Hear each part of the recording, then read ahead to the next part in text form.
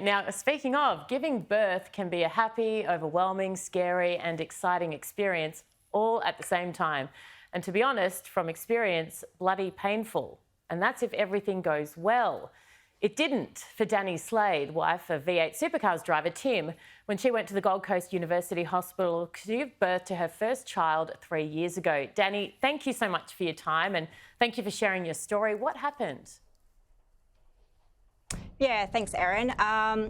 Well, I gave birth to my first child, Geordie, 3 years ago. And I mean, yes, you go into birth not knowing what's going to happen, but I did have a birth plan and you think it's all going to go to plan.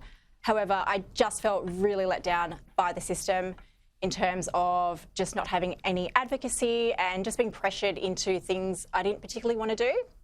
So it all spiralled out of control after that, to put it simply. You left the hospital and just didn't feel right once you were at home. What had happened?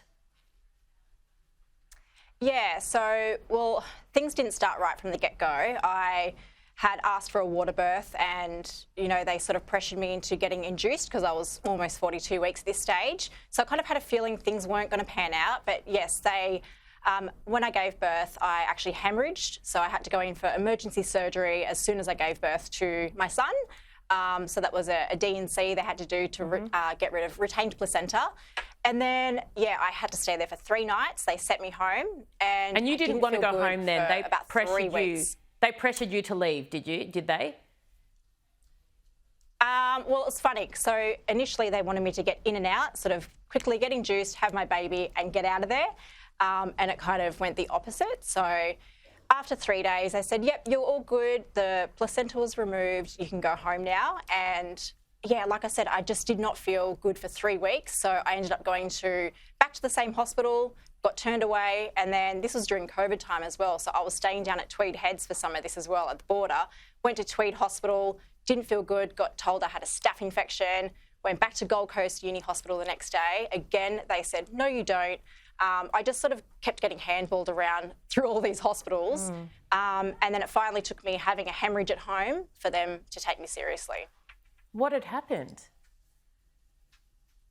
This was about 3 weeks post-birth. I was sitting at home nursing my son and I just felt this sort of big lump, so to speak, come out, and I thought, that's and that not was good. your placenta. Started to feel a bit lightheaded. Is that right? That was part of your placenta had been left in? That was a blood clot that had formed from the placenta still being in there. I mean, I'm not talking the entire placenta. Obviously, that comes out and they'll know if it doesn't. But there was a fragment that was still left, even after having surgery to remove what they thought was left. And so I hemorrhaged at home, quickly rang my husband who had taken the dog out for a 5-minute walk. And he said, all right, I'll take you straight to the hospital. And I still had to wait around at the hospital, which was really frustrating.